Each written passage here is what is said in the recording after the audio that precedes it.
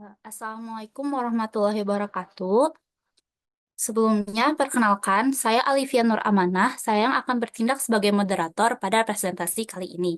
Kami dari kelompok 1, kelas keperawatan 2B, akan mempresentasikan materi yang berjudul Komunikasi Terapeutik pada Anak. Boleh next slide?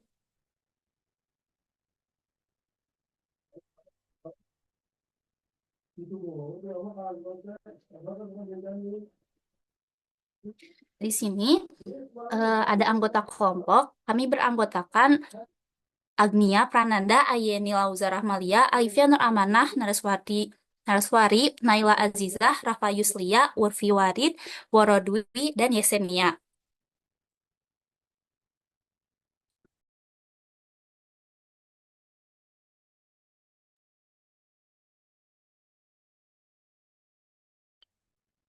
Selanjutnya, di sini saya akan membahas terkait prinsip-prinsip perkembangan pada anak. Nah, pada prinsipnya, berkomunikasi dengan anak itu memerlukan pendekatan khusus karena kan setiap anak memiliki karakteristik, perkembangan fisik, kognitif, dan emosional yang berbeda-beda gitu, apalagi berbeda dengan orang dewasa. Nah, makanya kita sebagai perawat itu harus mendukung keterlibatan anak untuk aktif dalam berkomunikasi. Nah, contohnya menggunakan bahasa yang sederhana dan jelas, terutama untuk anak-anak yang masih berusia dini gitu. Karena anak-anak itu kan belum memiliki kemampuan untuk memahami bahasa yang kompleks. Nah, contohnya tuh kayak istilah medis atau bahasa yang panjang, yang rumit gitu tuh mereka kan belum ngerti. Makanya perawat itu harus menyederhanakan pesan yang akan disampaikan. Misalnya, daripada kita ngomong, "Dek, kami akan melakukan prosedur bla bla bla ya untuk memeriksa fungsi ginjal Ade misalnya." Kan mungkin dia masih bingung gitu, prosedur itu apa? Ginjal itu apa maksudnya gitu kan misalnya. Nah, lebih baik kalimatnya itu diganti kayak misalnya, "Dek, kita akan melakukan tes ya untuk memeriksa apakah tubuh Ade ini bekerja dengan baik." Nah, kan itu lebih sederhana dan mudah dipahami gitu. Jadi anak pun lebih cepat memahaminya gitu. Karena anak-anak itu perlu waktu gitu untuk memahami dan mencerna informasi. Karena kan mereka itu masih berkembang ya dalam berkemampuan bahasanya. Jadi mereka itu butuh waktu yang cukup lama. Misalnya eh, kita ini mau nanya nih kayak, "Adek gimana perasaannya sekarang?" Nah, kita tuh harus ngeberi waktu dulu gitu untuk si anaknya tuh berpikir sebelum menjawab. Nah, kita juga harus memberikan dukungan yang menciptakan suasana aman untuk si anak itu berbicara. Selanjutnya ada mendengarkan yang aktif. Nah, ketika anak udah mengemukakan apa yang dia rasakan gitu, udah aktif ngomong nih, aktif berkomunikasi. Nah, kita pun harus menjadi pendengar yang aktif. Pendengar yang aktif itu bukan kayak, oh iya memahami pesannya aja, namun kayak eh, memperhatikan komunikasi nonverbal, misalnya ekspresi wajah, gerak tubuh, nada suara. Nah, itu juga harus diperhatikan gitu ya. Nah, contohnya nih, kita sebagai perawat, kita tuh mengakui gitu perasaan anaknya kayak, "Iya, aku melihat kamu kayaknya khawatir ya, Dek, ya, tapi nggak apa-apa, kamu rasa takut." Kayak pokoknya kita tuh harus memvalidasi gitu apa yang anak itu rasakan gitu. Kayaknya anak ini khawatir, nah diajak ngobrol gitu biar lebih tenang juga anaknya. Nah, selanjutnya kita pun harus eh, menghargai gitu apa yang si anak itu ungkapkan. Misalnya ketika dia ngomong, "Ih kakak, aku takut jarum, takut jarum." Nah, kita tuh harus berusaha untuk menenangkan gitu si anaknya kayak, "Iya, adek, nggak apa-apa. Ini terasa sakit kok. Ini barang-barang kayak di sini gitu sama kakak misalnya." Atau ya, pokoknya biar si anaknya tuh merasa nyaman gitu dan nggak merasa cemas atau khawatir atau takut gitu. Nah, selanjutnya ada kontak mata. Nah, kontak mata ini penting untuk membangun rasa percaya dengan anak gitu. Karena eh, kalau misalnya kita menjaga kontak mata, si anaknya pun merasa lebih nyaman dan terbuka gitu tentang apa yang dia rasakan gitu. Postur tubuh juga penting ketika kita ngobrol sama anak, posisi tubuh itu sebisa mungkin sejajar gitu. Jadi nggak kita yang lebih tinggi atau kita yang lebih rendah gitu. Jadi si anaknya pun nyaman gitu dalam berkomunikasinya. Nah, next slide. Nah, anak-anak pun lebih mudah untuk mencerna informasi itu melalui media visual atau aktivitas bermain. Misalnya kita nih mau ngambil darah. Nah, kita tuh pakai boneka-bonekaan gitu untuk menjelaskan prosedurnya tuh kayak gimana. Selain untuk dia jadi lebih paham gitu ya, dia pun merasa jadi lebih tenang gitu. Jadi rasa takut dan cemasnya itu berkurang karena ya kita tuh menyampaikan informasinya melalui media apa yang mereka suka gitu. Nah, selanjutnya ada rasa empati. Empati ini pun merupakan aspek penting ya dalam berkomunikasi. Misalnya ketika anak-anak itu merasa kayak takut atau cemas, nah kita tuh kayak menyemangatinya gitu, kayak Dek, adik merasa takut ya, nggak apa-apa gitu. Kayak kita bareng-bareng kok di sini, nggak apa-apa ini akan sebentar kok nanti adik sehat lagi kayak gitu. Pokoknya kita tuh harus peka gitu sama apa yang anak ini rasakan. Mungkin seperti itu, boleh dilanjutkan materinya.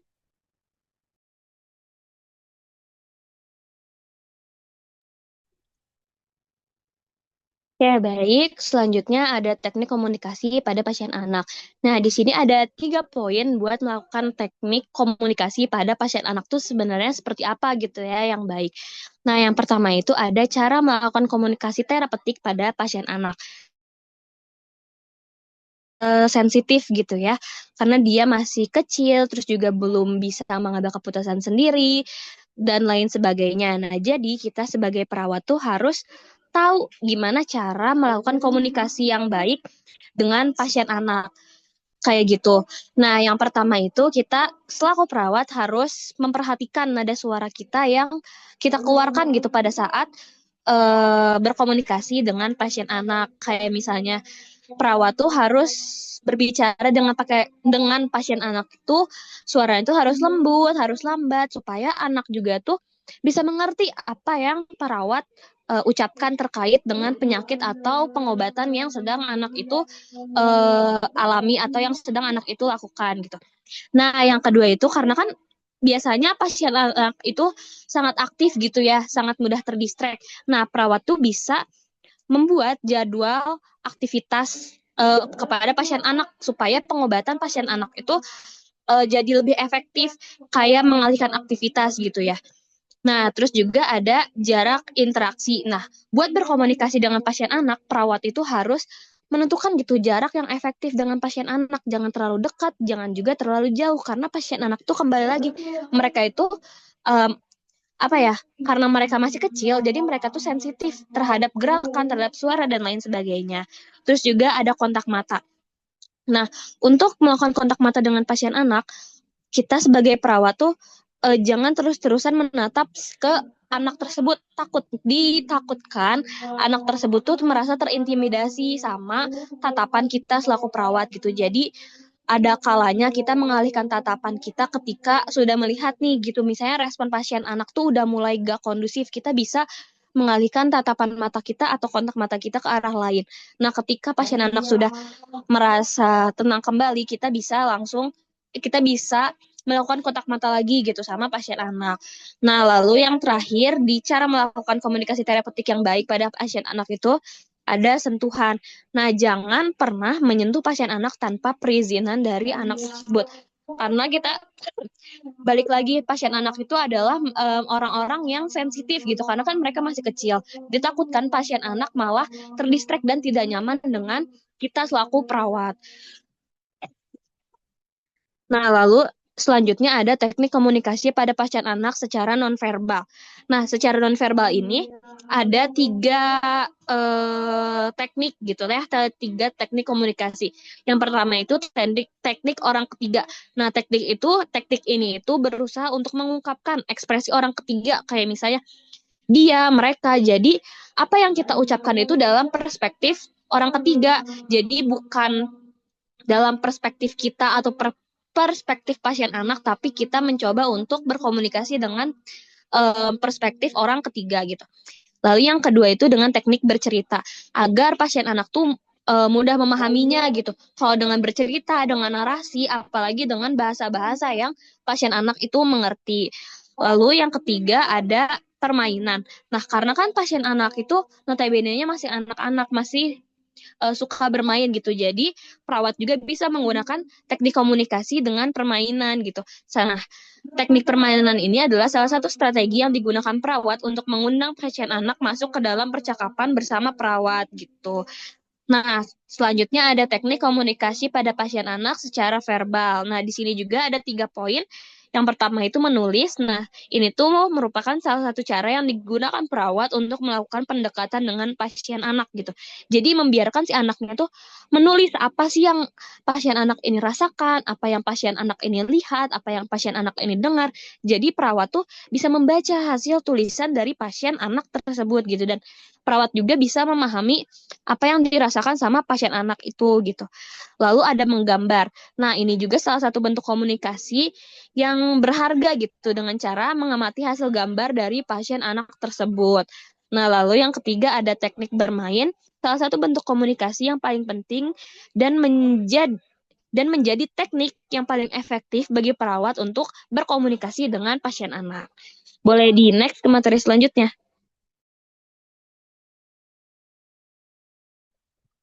Oke, selanjutnya ini ada strategi komunikasi berdasarkan tingkat perkembangan usia.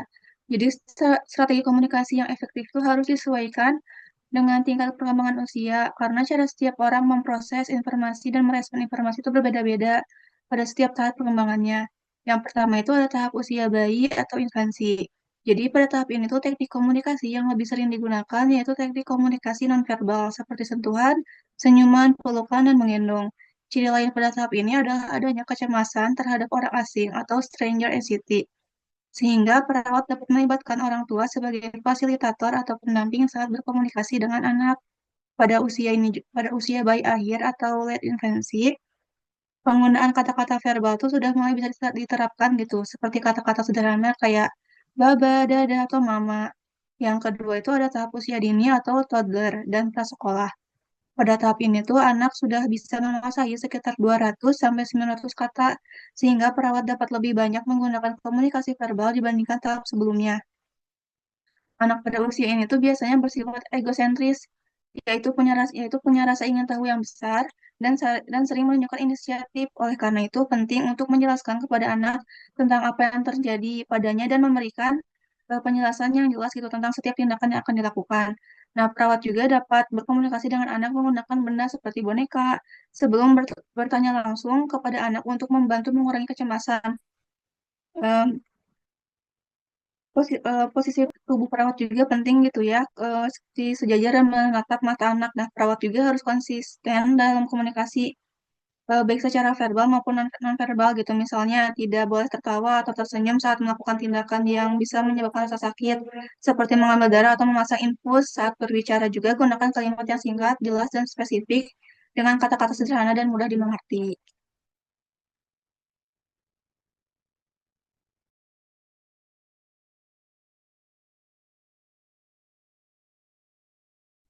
Oke, selanjutnya strategi komunikasi berdasarkan tingkat perkembangan usia. Maaf sebelumnya tidak bisa on cam dikarenakan sedang di luar. Selanjutnya ada tahap usia sekolah. Anak pada usia ini sangat sensitif terhadap hal-hal yang dianggap dapat mengancam hidupnya, sehingga perawat akan melakukan suatu tindakan. Anak mungkin akan bertanya mengapa, untuk apa, dan bagaimana tindakan tersebut dilakukan. Yang terakhir ada tahap usia remaja. Pada usia ini kemudian berkomunikasi berkembang dengan kemampuan untuk berdiskusi dan mulai berpikir secara abstrak. Penting untuk menghargai identitas dan harga diri serta menghindari pertanyaan atau pernyataan yang bisa menyinggung atau membuat mereka merasa malu.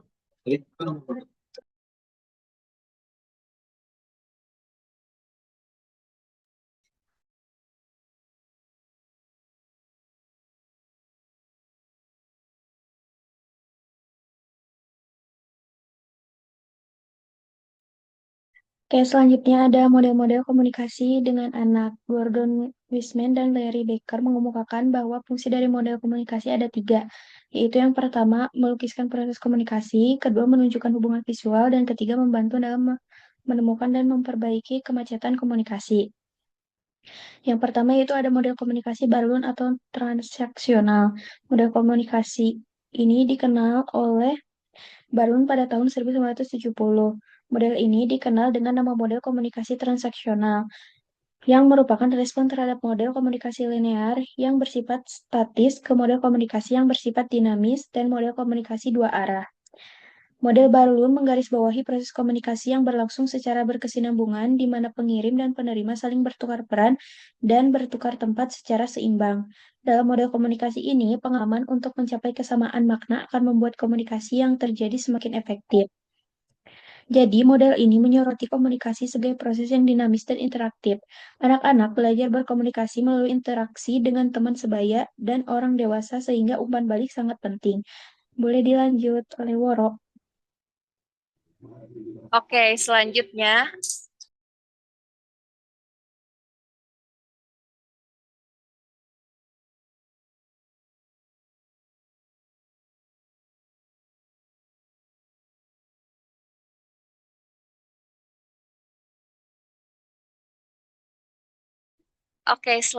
ada model komunikasi Berlo yang dimana model ini dikembangkan pada tahun 1960 yang pada buku yang berjudul The Process of Communication. Nah, di model ini diketahui bahwa komunikasi itu terdiri dari 4 proses utama, yaitu SMSER atau Source, Message, Channel, dan Receiver.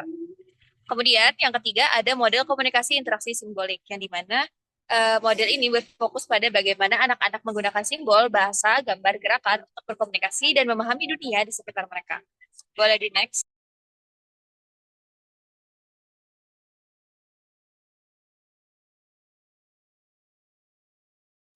Oke, selanjutnya itu ada faktor yang mempengaruhi komunikasi pada anak. Yang pertama itu ada usia anak. Karena anak yang lebih muda mungkin memerlukan pendekatan yang lebih sederhana dan penggunaan bahasa yang mudah dimengerti sama si anak itu. Yang kedua itu ada perkembangan kognitif pada pasien anak. Tingkat perkembangan kognitif anak menentukan kemampuan mereka untuk memahami instruksi dan informasi. Misalnya, anak yang lebih tua mungkin bisa memahami konsep yang lebih kompleks dibandingkan anak yang lebih muda. Yang ketiga ada lingkungan keluarga. Keluarga yang mendukung komunikasi terbuka bisa membantu anak untuk merasa lebih nyaman saat berinteraksi dengan perawat. Dukungan emosional dari keluarga juga bisa meningkatkan kepercayaan diri anak. Yang keempat ada keterampilan komunikasi perawat. Itu seperti keterampilan verbal dan nonverbal perawat, termasuk penggunaan bahasa yang sesuai dan kemampuan untuk membaca bahasa tubuh anak. Yang kelima ada kesehatan emosional anak. Anak yang cemas atau takut mungkin bisa mengalami kesulitan dalam berkomunikasi. Yang keenam ada pengalaman komunikasi anak dengan layanan kesehatan sebelumnya. Pengalaman anak dengan layanan kesehatan sebelumnya dapat mempengaruhi tingkat kenyamanan mereka dalam berkomunikasi dengan perawat. Boleh di next.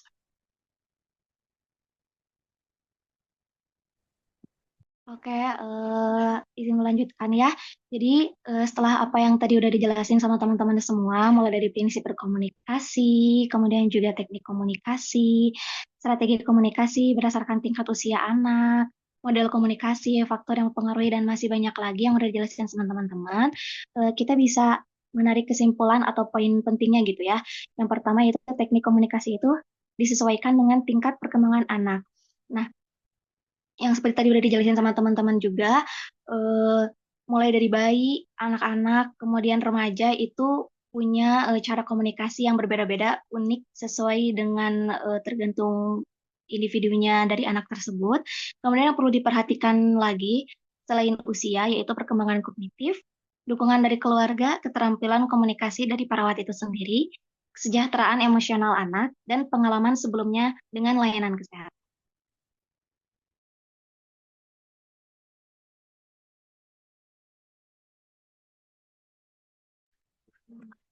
Dan presentasi dari kami. Mohon maaf apabila ada salah kata. Terima kasih. Wassalamualaikum warahmatullahi wabarakatuh.